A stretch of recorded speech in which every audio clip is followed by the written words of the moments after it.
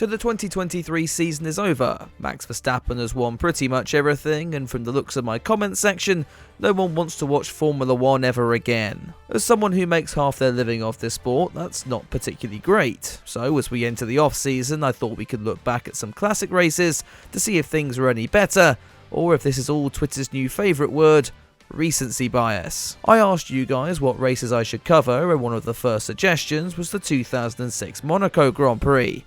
A weekend full of controversy, crashes, and, well, that's basically all you get at Monaco, isn't it? Without further ado then, let's jump into the comedy review for the 2006 Monaco Grand Prix.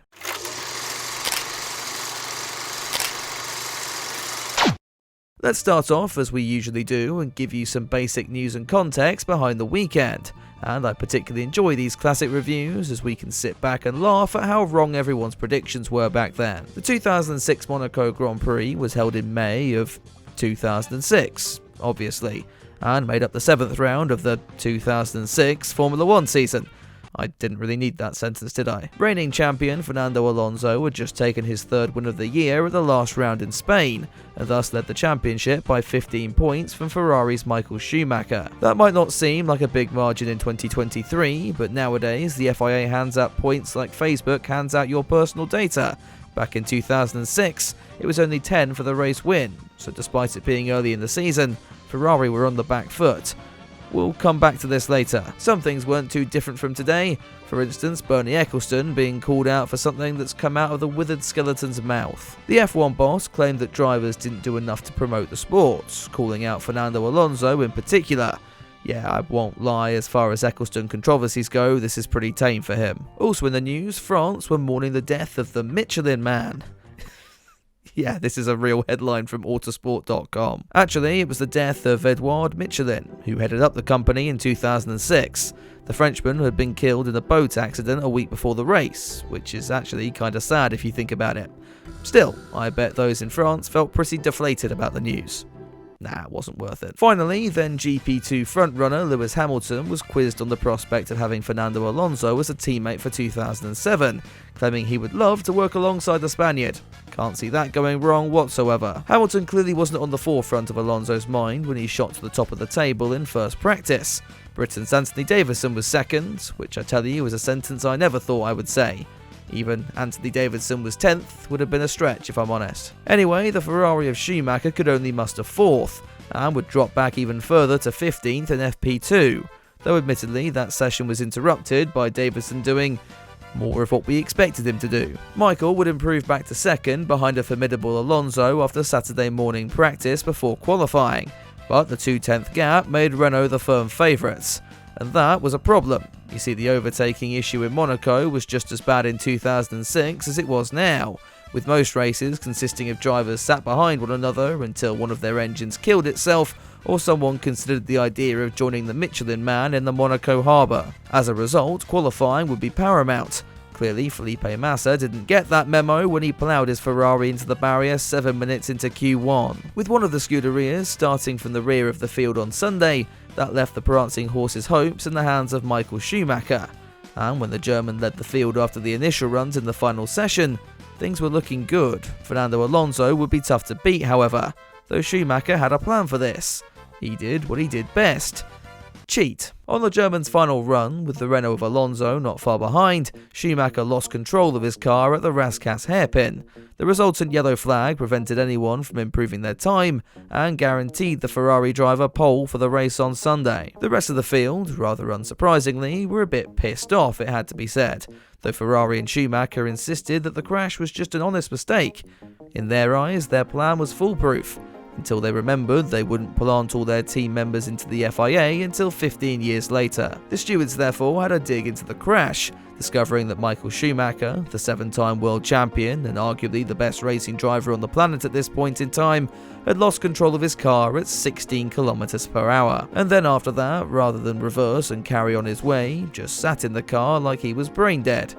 Jeez, I hope that joke doesn't age badly in 6 years' time. Schumacher was thus stripped of his pole and sent to the pit lane for Sunday's race, That left Alonso in P1, starting alongside the Williams of Mark Webber, who had somehow managed to snag second in all of this. As the lights went out on Sunday, the pair would hold position, as the two McLarens of Raikkonen and Montoya kept them on their toes.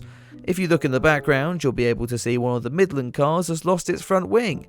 Though they're so irrelevant, I'm not even going to look up who that was. Anyway, moving on to lap 2, Raikkonen decided that he didn't like staring up Webber's arse crack anymore and slotted up into second. The Finn would then charge after Alonso in the distance, as we cut to the start replays to find out the Midlands managed to take each other out. God, weren't they shit. In true Monaco fashion, not much would happen until the first pit stops, Raikkonen boxing on lap 21, followed by Alonso 3 tours later. Webber would pit that same lap, a really solid showing for the Australian. I wonder if he'll be able to keep hold of this podium until the... Never mind. As Mark had his car shipped back to Australia to double as his new barbecue, the safety car came out. That would put Raikkonen right on Alonso's tail. Or it would have done if the Finn's McLaren hadn't taken one look at Webber's Williams and thought, I might do that too. The race would restart with 27 laps to go, with Alonso heading the pack from...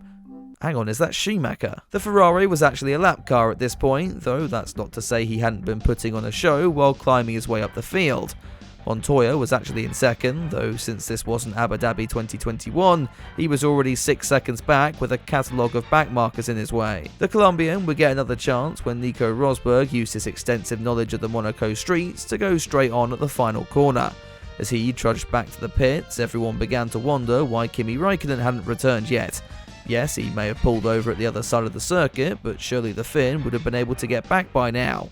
Well, as it turned out, Kimi had no interest in speaking to the media, choosing instead to go and get drunk on one of the yachts in the harbour. And Bernie says the drivers do nothing for this sport. Luck really hadn't gone his way, though it was going the way of Jarno Trulli and the Toyota team. They had tried to pull off a one-stop strategy and were now looking at an almost certain podium. Well, I say almost certain, as the Italians' hydraulics, going on strike with 5 laps to go, made getting to the end a bit of an issue. No such issues were faced by Fernando Alonso, however, the Renault driver coming across the line to take his 4th win on the year. Montoya would come home 14 seconds back in P2, whilst David Coulthard would come out of literally nowhere to inherit 3rd after Trulli's misfortune. Barrichello held off a late attack from Schumacher to retain 4th, though P5 for the German was a pretty incredible effort given he started from the pit lane. For Monaco Grand Prix standards, it was a pretty entertaining race, with the added Saturday controversy raising the stakes somewhat as far as the championship picture was concerned. Michael would end up fighting back towards the end of the 2006 season, though Alonso would hold on to take his 2nd and, to date, final World Championship.